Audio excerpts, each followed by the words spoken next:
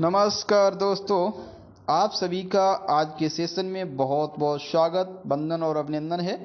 तो इसमें हम लोग सीखने वाले हैं कि अगर कोई वाक्य दिया है और उसमें वर्ब का कोई फॉर्म भरा जाना है तो कौन सा फॉर्म भरा जाएगा। इस वीडियो में हम लोग पूरी सारी चीज़ें बहुत अच्छे से सीखने वाले हैं। तो चलिए देर न करते हुए इस वीडियो को हम शुरू कर रहे हैं। सारी चीज़ें देख रहे हैं, पहला प्रश्न ले रहे हैं। तो पहला प्रश्न में आपको दिख रहा है, यहाँ पे लिखा है सी हैज़। बस इसी को देख लेना है और कहीं आपको भगना नहीं है। तो आपको यहाँ से देखना है, अगर कहीं वाक्य में ऐसी सिचुएशन होती है, कहीं हैज़ दिया है या फिर हैव दिया है या फिर आप देख रहे हैं हैड दिया हुआ है, और आगे अगर बढ़ जाएंगे तो आपको विल हैव या शैल हैव देखने को मिल जाए, तो आपको समझ जाना चाहिए इसके बाद जो आने वाली वर्ब होगी वो हमारी होगी क्रिया का थर्ड फॉर्म होगा, यानी कि थर्ड फॉर्म में होगी। ठीक है, तो आप देख रहे हैं, तो थर्ड फॉर्म में आप देख रहे हैं यहाँ सी वाला ऑप्शन आपका बिल्कुल सही है। ठीक है, अब हम बढ़ रहे हैं आगे, दूसरे में देख रहे हैं द टीचर डिड नॉट। तो इसमें आपको पकड़ना है केवल डिड को। अगर डिड दिया है, अब हम केवल डिड की बात नहीं कर रहे हैं, डिड दिया है या फिर डू दिया है या फिर डज दिया है और डज के बाद कोई क्रिया लिखी जानी है, तो वो क्रिया किस फॉर्म में होगी? तो वो क्रिया हमारी होगी फर्स्ट फॉर्म में। तो यानी कि यहाँ पे डिड से मतलब ये है कि डिड लगा है तो इसका मतलब क्रिया हमारे फर्स्ट फॉर्म में होगी। तो यहाँ आप देख रहे हैं दूसरे का ए सही हो जाएगा। ठीक है, अब आगे बढ़ते हैं और देखते हैं तीसरे में। तीसरे में आप देख रहे हैं लिखा है माई फादर। अब माई फादर देखो, हम केवल ऑप्शंस का अध्ययन करेंगे और सही आंसर तक पहुंच जाएंगे। कैसे पहुंचेंगे देखिएगा।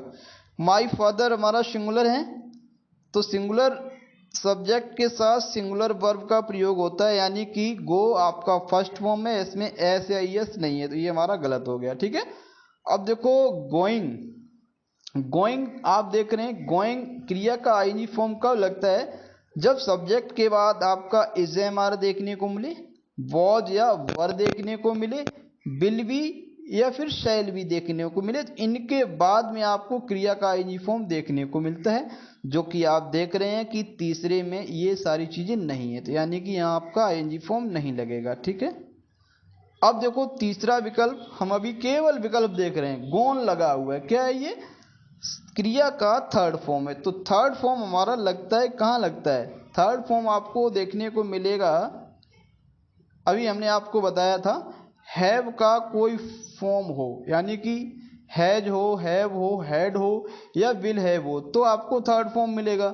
इनमें से कुछ नहीं है, तो यानी कि ये विकल्प भी हमारा गलत है। अब देखो ये बचा हुआ विकल्प हमारा ऑटोमेटिक सही हो गया। तो अगर देखा जाए तो माई फादर हमारा सिंगुलर है, और माई फादर के बाद में आप देख रहे हैं गोज भी आपका सिंगुलर है, तो इस तरह से ये ऑप्शन हमारा बिल्कुल सही पहुंच गया। ठीक है, अगला देखते हैं। राशि, राशि बिल है। अब देखो राशि लिखा है, उसके बाद में बिल है। अभी हमने आपको बताया था बिल हैव अगर लगा है, यानी कि अगर हैव का कोई भी फॉर्म लगा है तो वो क्रिया का थर्ड फॉर्म लेगा। ठीक है, तो यहाँ आप देख रहे हैं क्रिया का थर्ड फॉर्म आपको मिल रहा है रीच्ड, तो यानी कि 4 का आपका ए सही हो जाएगा। ठीक है, अब बढ़ते हैं आगे।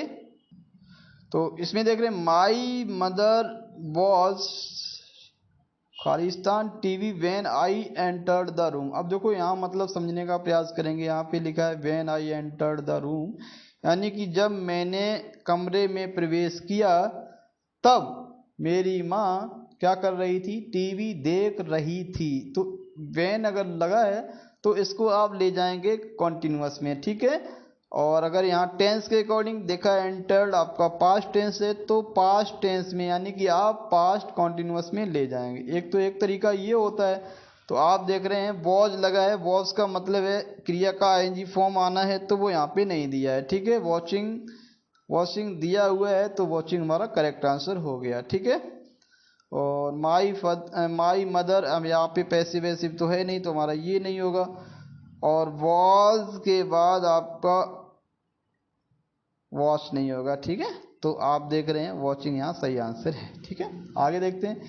ही इज, अब हमने आपको बताया इज हमारा दिख जाए, उसके बाद आपको देखना है क्रिया का आईएनजी फॉर्म। यदि वाक्य हमारा कैसा है, एक्टिव है। ठीक है, तो एक्टिव में आप देख रहे हैं इज के बाद, इज एम आर के बाद क्रिया का आईएनजी फॉर्म मिलता है, तो ये हमारा आईएनजी फॉर्म नहीं है, ये भी नहीं है, ये भी आईएनजी फॉर्म नहीं है, तो ये डी वाला हमारा सही हो गया। ठीक है, अगला देखते हैं वाई डिड यू। फिर आपका इसमें डिड आ गया। डिड के बारे में अभी अभी मैंने बताया है, डिड के बाद आता है क्रिया का फर्स्ट फॉर्म। तो आप देखते हैं जो ब्रेकिंग है ये हमारा नहीं है, ब्रेक, ये आपका फर्स्ट फॉर्म आपको देखने को मिल जाएगा। ये सेकेंड है तो इसको काट देंगे, और ब्रोकन आपका थर्ड फॉर्म है तो ये भी काट देंगे। ठीक है, अब आगे देखते हैं।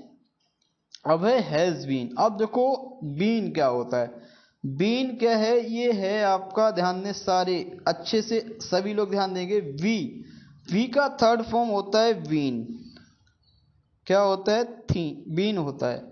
अब देखो बी का जहां भी कोई भी फॉर्म लगता है, कोई भी फॉर्म मतलब बी का प्रेजेंट में मतलब होता है इज एम आर, पास्ट में मतलब होता है वॉज वर। तो आप देख रहे हैं चाहे आपका इज एम आर लगा हो, चाहे वॉज वर लगा हो, या फ्यूचर में मतलब होता है विल बी और शैल बी, तो इनके बाद आपको क्रिया का आईएनजी फॉर्म देखने को मिलता है। तो विन के साथ भी यही मतलब होता है, यानी कि ये भी बी का थर्ड फॉर्म है। तो यानी कि विन के बाद भी क्रिया का आपको थर्ड फॉर्म देखने को मिलेगा यदि वाक्य हमारा एक्टिव वॉइस में होगा तो। ठीक है, और यहाँ पे आप देख रहे हैं वह एक्टिव वॉइस में है, तो यहाँ आपका हो जाएगा हैज़ बीन के बाद आपको देखना है प्लेइंग, आपका बिल्कुल करेक्ट आंसर हो जाएगा। ठीक है, अब बढ़ते हैं आगे। तो ये रहा, लास्ट में हम लोग देखने का प्रयास करेंगे। लिखा है वेयर विल यू। अब देखो यहाँ लिखा है आपका विल। अब हम आपको खास बात बता दें, जैसे ही आपको बिल दिख जाए या फिर शैल दिख जाए, तो बिल और शैल के बाद आपको देखना है क्रिया का फर्स्ट फॉर्म। तो फर्स्ट फॉर्म ये तो हमारा है नहीं, ये भी हमारा फर्स्ट फॉर्म है नहीं, ये आप देख रहे फर्स्ट फॉर्म गो है, और बेंट हमारा सेकेंड फॉर्म है, तो ये हमारा गलत हो गया। ठीक है, अब आगे देखते हैं। हैड लगा हुआ है। अब देखो हेड के बाद तो क्रिया का आना है थर्ड फॉर्म, तो वो इसमें नहीं है, तो हमने इस ऑप्शन को काट दिया। ठीक है, और हेड के बाद बीन तो लगा नहीं है, यहाँ लगा है क्रिया का आईएनजी फॉर्म, तो यानी कि ये भी हमारा नहीं है। देखो ऐसे ही काटते जा रहे हैं। ठीक है, अब गॉन हमारा सही है।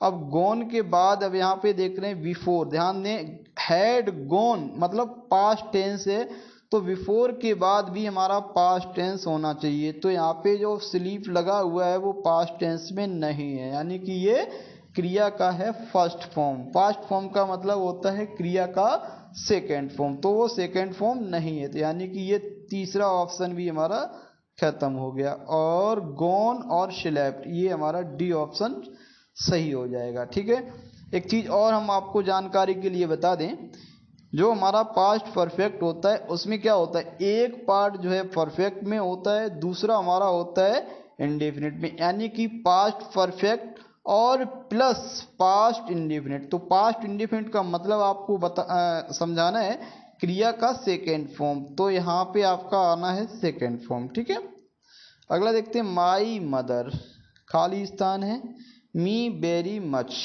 इसको थोड़ा समझने का प्रयास करते हैं, ऑप्शन काटते हैं। तो लव, चूंकि माई मदर सिंगुलर है तो लव लगेगा नहीं, क्योंकि लव हमारा प्लूरल है। क्रिया का आईएनजी फॉर्म इसमें आना नहीं है। ठीक है, अब देखो लव्ड और लव्स, हम क्या चुनेंगे इसको। देखो चूंकि मैं अपनी माँ की बात कर रहा हूँ, तो सीरियस मतलब है कि मेरी माँ मुझे बहुत अधिक प्यार करती है। तो करती है मतलब प्रेजेंट में करती है, मेरे पास माँ है, तो अच्छी बात है कि मेरी माँ है। और करती थी इसका मतलब अब नहीं करती है, या फिर माँ मेरी अब नहीं है, तो इसलिए हम लोग लव्ड को क्रॉस कर देंगे, और यहाँ पे जो ऑप्शन चुनेंगे वो हम चुनेंगे लव्स।